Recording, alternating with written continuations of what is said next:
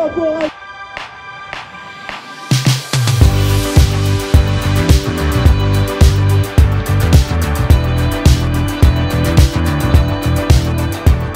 les amis, je suis contente de vous retrouver aujourd'hui pour une nouvelle vidéo spéciale compte rendu de course avec mon premier dossard de l'année. Il s'agit du trail étoilé d'Orsières. J'ai même gardé le flyer pour vous en parler puisque le week-end dernier, ou en fonction de quand vous allez regarder ça, donc l'un des derniers week-ends de janvier, on est allé à Orsières-Merlette pour redécouvrir un peu le ski, puisque Mathieu et moi, comme on vous l'avait dit dans un podcast il y a quelques temps, on ne fait quasiment plus de ski alpin. D'une part parce qu'on a peur de se blesser, d'autre part parce que ça correspond plus trop à notre approche de la montagne. Et là, si on est allé à Orsières-Merlette, c'était pour découvrir le ski de randonnée, le ski de fond et participer à ce trail, puisque tant qu'à faire, hein, voilà. La particularité de ce trail, bien sûr, c'est que c'est un trail sur la neige et surtout un trail de nuit, puisque Orsières-Merlette est une station de ski et qui a des passages forcément sur les pistes de ski, et il faut attendre en fait qu'elles soient fermées. C'est pour ça que ça a lieu la nuit, mais c'est encore plus joli, puisque je sais que j'avais la question sur Instagram, mais comme ça je vous explique, parce que c'est vrai que des fois on se dit purée, un trail sur la neige et en plus de nuit, faut vraiment le vouloir. Mais voilà, c'est quand même pas comme la Saint-Élion, c'est quand même un froid sec très très agréable. J'en profite pour vous dire aussi qu'il y a un petit vlog sur notre week-end là-bas où on vous parle de ski de randonnée, de ski de fond, puisque pour nous c'était vraiment une première fois. Donc vous avez plein de conseils avec notre moniteur, enfin bon, bref. Voilà, on va se concentrer sur ce trail étoilé d'Orsières. Donc c'est un petit trail, je crois qu'on était à peu près 300 participants maximum, mais c'est super bien organisé. Vous retirez vos dossards 1 heure en fait avant le début, qui était, le départ était donné à 17h15 pile.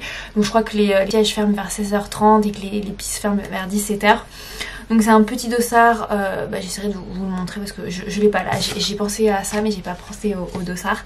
Et en fait il y a 3 formats différents, donc il y a le trail des forêts, c'est 8 km et 400 mètres de D+, et il y a le trail de Rocherousse où c'est 14 km et 800 mètres de D+, et c'est vraiment ça, hein, il n'y a pas de mauvaise surprise ou de bonne surprise moins. Et vous avez aussi une marche étoilée à pied ou en raquette de 5 km avec un dénivelé de 270 mètres de D+. Globalement les prix c'est entre 7 € pour la marche, 12 € pour le 8 km et 17 € pour le trail de Rocherousse. Donc c'est super accessible. Au moment du retrait dossard, vous avez votre dossard, vous avez le choix entre une paire de chaussettes ou une super ceinture pour, vous savez, c'est kinétique, je crois que c'est ça. Vous savez, vous pouvez mettre plein de trucs, moi j'adore ça, je cours avec ça, je mets mon téléphone, vous pouvez mettre vos clés parce qu'il y a une poche qui se ferme, vous pouvez mettre vos ravitaux, enfin genre je suis trop fan, genre ça vaut beaucoup plus cher que l'inscription au trail, donc rien que pour ce cadeau super utile, bah voilà, hein, il faut le faire. Et surtout à la fin vous avez un ravito avec que des produits locaux, enfin bon je vous spoil déjà, mais franchement c'est trop bien, une super organisation. Donc ça avait lieu le samedi 22 janvier, donc je crois que c'est ça, c'est l'avant-dernier week-end du mois de janvier chaque année. Franchement c'est une organisation à la bonne franquette, pas de stress, et super bien on va dire balisée, puisque chaque petite balise est réfléchissante, donc avec votre frontal vous le voyez. Donc nous on a retiré tranquillement notre dossard vers 16h, donc ensuite on est retourné à notre appart, on s'est changé, on s'est préparé, et je voulais justement parler de l'équipement puisque c'est une question qu'on me pose beaucoup, et comme ça va être l'occasion en fait d'en parler aussi. Donc les crampons sont-ils indispensables? Honnêtement, si vous voulez pas chuter en fait tout le temps, parce qu'il y a pas mal de descentes, et clairement des baskets conventionnelles, même des baskets plutôt typées hiver de trail, elles tiennent vraiment mal. La plupart des gens que j'ai vus sans crampons en fait se cassent vraiment la gueule. Alors effectivement si c'est que de la poudreuse, vous n'allez pas glisser entre guillemets puisque vous allez vous enfoncer dedans, puisque courir dans la neige poudreuse c'est comme courir un peu dans du sable, sauf que il fait froid et c'est humide. Mais moi je vous conseille vraiment de prendre pour les trails sur la neige les crampons. Au pire vous enlevez les crampons, voilà, vaut mieux les avoir que se retrouver à pas arrêter de glisser et à se faire des bleus sur le cucu. Moi j'ai 2 crampons différents, donc ça je me suis trompée, ça c'est les crampons vous voyez la taille, c'est les crampons des chaussures de Mathieu. Donc ça ce sont des crampons Quechua que vous pouvez mettre sur des chaussures de randonnée. En fait comme vous le voyez ça s'ajoute sur les chaussures. Donc ça c'est l'arrière, voilà, ça s'ajoute sur une chaussure comme ça. Et c'est des tout petits, c'est des petits crampons. Donc ça c'est vraiment pour la neige tassée, quand vous marchez juste dessus et que vous faites pas trop de dénivelé, pas trop de montée, parce que ça accroche mais quand même à une certaine limite. Donc ça c'est plutôt pour la randonnée ou de la marche dans la neige. Voilà, pour pas glisser, ça permet vraiment de... Alors, si vous tombez sur une plaque de glace, vous glisserez, mais enfin, c'est pas... Vous glisserez quand même beaucoup moins que si vous aviez des chaussures sans crampons. Et ensuite, on a ces crampons là, pardon, Yaktrax. Alors là, c'est un peu la même chose, hein. En fait, voilà, faut le déplier un peu, bien sûr, tac. En fait, ça se met sous la chaussure, et ça, vous l'accrochez en fait à votre chaussure, et vous passez ça, hop, par-dessus. Donc vous avez la chaussure qui est comme ça en fait. Voilà, tac. Voilà, hop. Forcément, je vous mettrai une petite photo. Et là, pour le coup, je peux vous dire que ça, vous ne glissez pas. Et ce qui est bien, c'est que vous accrochez autant en montée qu'en descente, et je peux vous assurer que quand vous faites du dénivelé, et ben en fait le problème de la chaussure qui n'est pas de crampons, quand c'est de la neige un peu tassée, un peu verglacée, et ben vous glissez en fait tout simplement, et c'est vraiment désagréable. Donc pour pouvoir prendre vraiment du plaisir à 100% sur votre trail enneigé, ben prenez des crampons. Ça, franchement la paire, ça doit être 20 euros, ça doit être 30 euros. Franchement c'est un investissement que vous allez garder sur plusieurs années. Vous pouvez faire de la randonnée avec, donc c'est moi perso c'est vraiment un truc dont je suis super contente depuis plusieurs années, puisque j'avais déjà fait des trails sur la neige il y a quelques années, et même pour la Saint-Élion, la première fois que j'avais fait une Saint-Élion, la première fois je l'avais fait en relais, et il y avait énormément de neige sur ma portion. C'était en 2017 ou 2018, je sais plus, mais c'était canon. Je vous mettrai le lien de cette Saint-Élion enneigée. Voilà. Et est-ce que tu conseilles de prendre les bâtons? Non, parce que c'est quand même un trail qui est super court, et si c'est des bâtons de trail, vous allez plus les abîmer qu'autre chose, puisque soit ça va s'enfoncer dans la neige, ok, soit ça va pas du tout s'enfoncer, ça va vraiment se casser. Vous pouvez prendre peut-être des bâtons de ski, mais globalement pour des trails de moins de 20 km, je pense pas que vous en ayez besoin, surtout que les montées sont tellement verticales que bon bah il faut juste se lancer dedans. Ensuite, quel équipement indispensable? Bah, pour moi l'équipement indispensable c'est vraiment les crampons, et surtout avoir des vestes très chaudes, et surtout coupe-vent, parce que mine de rien la nuit quand vous montez un peu en altitude il y a du vent et il fait vite très froid, puisque dès que le soleil se cache on perd plusieurs degrés, on tombe vite dans le négatif. Mais surtout imperméable, puisque la neige, oui c'est fun et tout machin, mais en fait ça mouille la neige, voilà, surtout quand vous l'avez sur vous et ça fond un peu, et ça mouille. Donc pensez vraiment à avoir des vêtements imperméables, et surtout un legging bien chaud, donc un peu doublé polaire, parce que il fait vraiment vite froid quoi. Ensuite pour les chaussures, alors moi personnellement dès que je fais du trail dans la neige, je prends des chaussures en Gore-Tex, donc qu'elles sont imperméables, parce que oui, comme je viens de le dire, la neige ça mouille, voilà. Donc ça permet en fait de pas avoir les pieds mouillés dès que vous mettez le pied dedans, et donc de garder le pied au sec le plus longtemps possible. Il y avait des personnes aussi qui utilisent des guêtres, donc pour éviter en fait que la poudreuse rentre en fait dans la chaussure. Moi personnellement je mets plutôt des chaussettes très fines, comme ça si la neige rentre, ça va un peu mouiller mais ça va ressortir et les pieds vont sécher. Mais globalement quand vous avez des chaussures d'hiver qui sont vraiment bien épaisses avec des membranes imperméables, vous n'avez pas froid aux pieds, et surtout vous n'avez pas les pieds qui se mouillent. Les guêtres c'est vraiment en plus, et je me dis pour 18 km c'est à peu près 2 heures d'effort maximum, 2 heures et demie d'effort, peut-être 3 heures pour certaines personnes en fonction du dénivelé, mais voilà c'est pas si long que ça.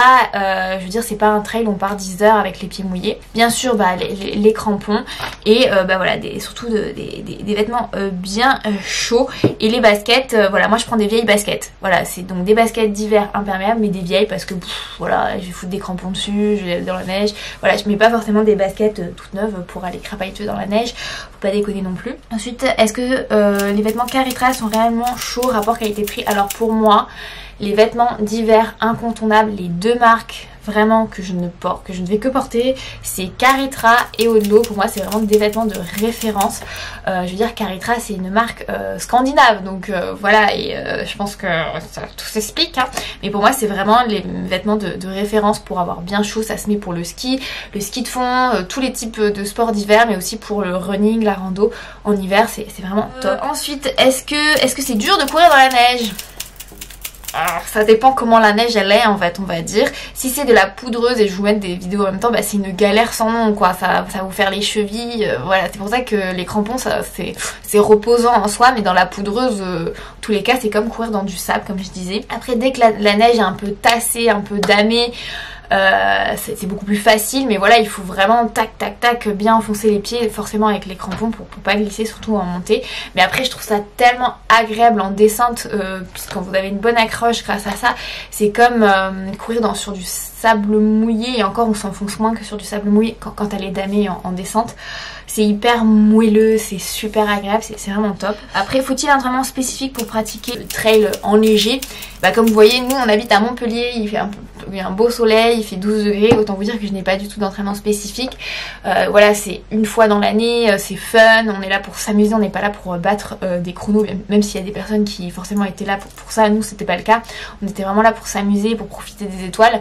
Moi je pense que l'essentiel c'est quand même de faire de l'entraînement trail, de faire un peu de la proprioception pour éviter que les chevilles se tordent trop, parce que forcément dans la neige les appuis sont encore plus instables que sur des trails conventionnels, mais il n'y a pas d'entraînement particulier si ce n'est avoir l'habitude de faire de la montée, de la descente et ne pas avoir peur de glisser, parce que même avec des crampons vous pouvez aussi vous retrouver sur le cucu, mais le cucu il tombe dans la neige, donc on va dire que ça fait quand même moins mal que si vous tombiez dans de la caillasse et dans des racines, puisque moi je suis tombée une fois à cause en fait c'était une descente poudreuse, en fait je sais pas ce que j'ai fait, mais en tout cas j'ai atterri sur mon fessier et j'ai pu tout de suite me relever sans me faire mal. Voilà, il n'y a pas de blessés, c'est fun. Voilà je pense j'ai répondu à peu près à toutes les questions qui revenaient souvent. Côté donc le trail, côté parcours, alors en fait ce qui était génial sur ce parcours là, c'est qu'on partait un peu dans la forêt, donc là c'était vraiment beaucoup de poudreuse, et surtout comme le départ avait été donné juste à 15 minutes avant le coucher de soleil, en fait on est parti plein sud-ouest, et donc forcément on avait le coucher de soleil dans la face et c'était trop bien. Et ensuite on a enchaîné sur les petites montées, les chemins très de poudreuse, et je pense que l'organisation s'est bien amusée à nous faire passer par là.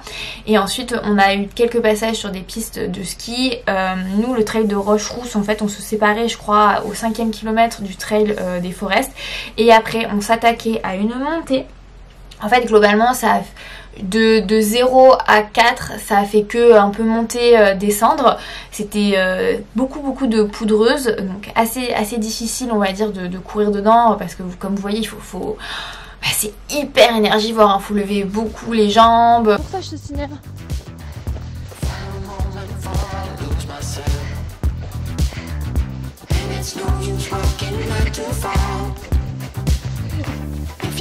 Un petit refrain, regardez là. Ils ont oublié les derniers ici. En vrai les trails à la neige et sous les étoiles, super fun. J'adore vraiment.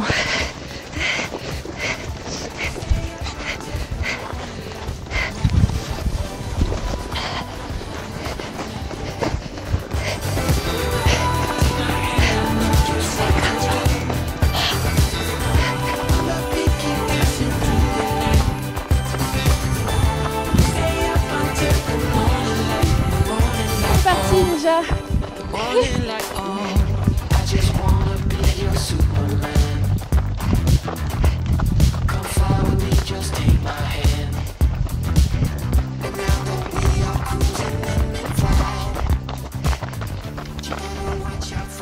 De trop glisser, il faut chercher un peu à accrocher sur les côtés, enfin c'est vraiment super compliqué. Et à partir de 4-5 en fait ça a été plus des chemins un peu tassés, donc c'était plus facile, mais on s'est attaqué à une montée, on s'est pris je crois plus de 300 mètres de D+, en moins de 2 km, et c'était vertical, et vraiment vertical. Je pense qu'on a remonté une piste rouge, mais c'était magnifique parce qu'en fait on voyait toutes les frontales des autres personnes avant nous ou après nous, et surtout on voyait les étoiles, et c'est pour ça, je crois c'est pour ça que c'est important de prendre son temps sur ce trail, c'est pour pouvoir admirer les étoiles, puisque forcément on avait un ciel complètement dégagé et très très sombre. En fait tout de suite on voit les étoiles et ça s'offre à nous, et moi c'est ce que j'aime, en fait c'est ce que j'aime dans les trails, dans l'ultra trail, c'est de passer une nuit dehors, parce que c'est dans les montagnes on est beaucoup plus proche, enfin on n'est pas proche, plus proche des étoiles, si un peu quand même, c'est vachement plus dégagé, ça brille énormément, même avec mon iPhone j'ai pu faire des photos où on voyait les étoiles, donc c'était magique, vraiment magique. Moi j'ai mis ma frontale effectivement que à partir de au 4-5e kilomètre, parce qu'au début vous pouvez tout à fait commencer sans la frontale, et mais comme les étoiles c'est hyper éclairé, enfin effectivement c'est important d'avoir la frontale, mais vous voyez quand même très facilement, et vu que c'est que de la neige, il n'y a pas vraiment d'obstacle au sol, donc c'est super fun, franchement ça rend la fun. Et en haut en fait de Roche-Rousse, donc en fait au point le plus haut, je crois qu'on est quand même monté à 2000, hein, je ne vais pas dire de bêtises sur mon Strava. Je vous mettrai bien sûr le parcours sur Strava, mais bien sûr ce n'est pas à faire, vous pouvez pas faire ce parcours en dehors du trail, tout simplement parce qu'ils dament ou peut-être le matin, je sais pas, enfin ils dament les pistes, donc vous n'avez pas le droit d'aller sur les pistes sans organisation express, quoi. Vous pouvez peut-être faire la portion qui passe pas sur les pistes. Voilà. Et donc vous arrivez en haut de Roche-Rousse et il y a un ravito, et franchement de loin ça fait un peu la petite maison du Père Noël. Donc c'était à peu près au 7 ou 8e kilomètre, après une longue montée très très verticale, genre bien hardcore. Tu voyais en plus le bout de la montée avec cette petite maison, et bon c'est trop bien. Tu te dis on est sur un trail de 14 km, ils nous font un petit ravito au 7e kilomètre. C'est super cool, hein, parce que vous avez des trails comme le fameux trail d'Annecy, je vous mets mon compte rendu ici, où vous n'avez pas de ravito avant le 25e kilomètre, un truc comme ça, ou 30e, je sais même plus, enfin voilà. Donc là vous êtes sur un tout petit trail et ils arrivent quand même à vous mettre un ravito, voilà, hein. Et le petit ravito très très cool, avec du thé, des boissons, enfin vraiment super cool, des tucs, enfin tout ce que vous voulez, alors que on a juste fait cette borne, donc une super organisation. Et après ce qui était bien, c'est que vous avez une descente mais super agréable, super douce, donc rien qui tabasse trop les articulations pour redescendre en fait à la station.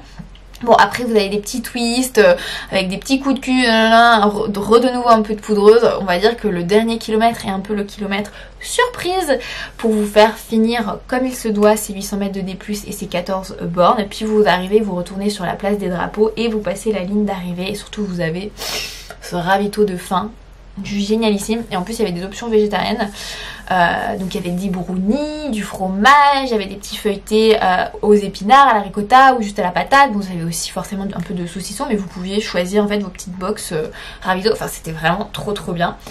Et ouais, moi j'ai trop kiffé, voilà, courir sur la neige, courir avec les étoiles, et en plus vu que il n'y avait pas énormément de personnes, en fait le peloton s'étalait vachement, et donc vous pouviez facilement être tout seul et purée courir sur un chemin on va dire sécurisé, sous les étoiles avec la neige, dans un calme, mais vraiment vous savez ce calme de la montagne, genre vous entendez mais rien et vous êtes trop bien.